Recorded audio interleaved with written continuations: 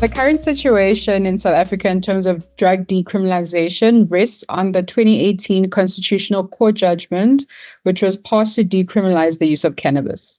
So the matter arose from three different court proceedings, which were premised on the same basis, and that was that sections of the Drugs and Drug Trafficking Act and the Medicines and Related Substances Act were considered unconstitutional. So South Africa is, of course, an example of de jure criminalization, which meant that a court decision was taken followed by legal change. This process did take very long. So from 2018 all the way to 2024, when the bill was actually passed and the president signed it, I guess the delay was mostly due to the lack of consultation with relevant stakeholders, misunderstandings on quantities, and also the transition as well, and upcoming elections essentially that happen in South Africa. So there's talks that the bill was signed because of the elections. However, it's still a celebration for drug policy reformists and cannabis reform activists, which, I mean, we celebrated the outcome and the signing of the bill. So essentially, that's why it took long. And what it looks like right now, so the initial draft first had quantities, which meant that people were able to, there were numbers on how many crops people could have in their homes, cultivate in their homes, the number or the amount of cannabis that people could have on their person.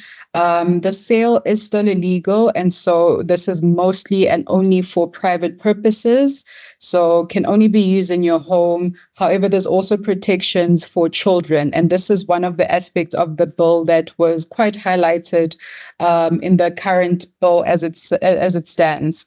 So I think in 2022 there was a constitutional judgment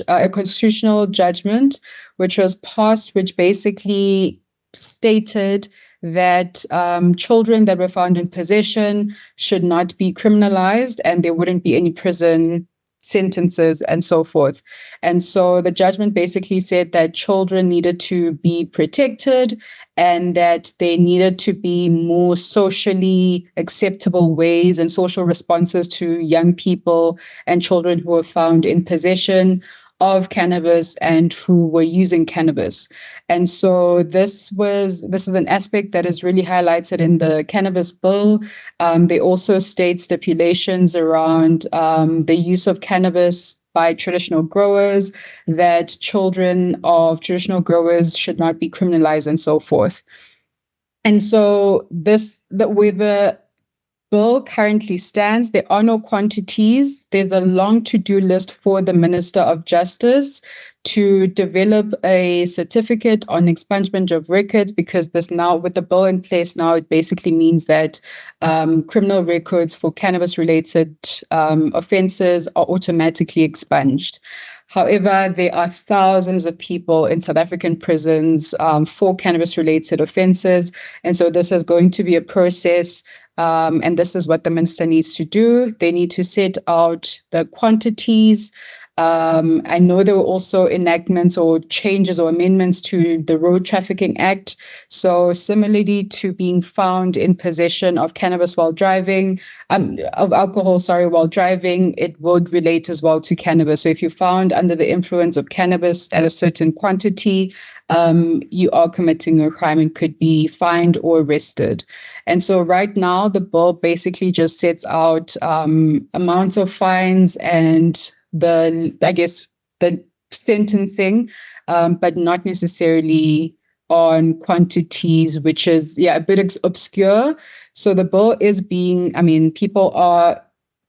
being implemented, but it's still a very gray area where people are not too sure where they stand. There's still a lot of advocacy happening around making sure that their quantities are established in consultation with affected communities. Cultivation farmers and subsistence farmers of cannabis are also now being consulted to try and find alternatives to developments for them. So this is where South Africa is in terms of our cannabis bill.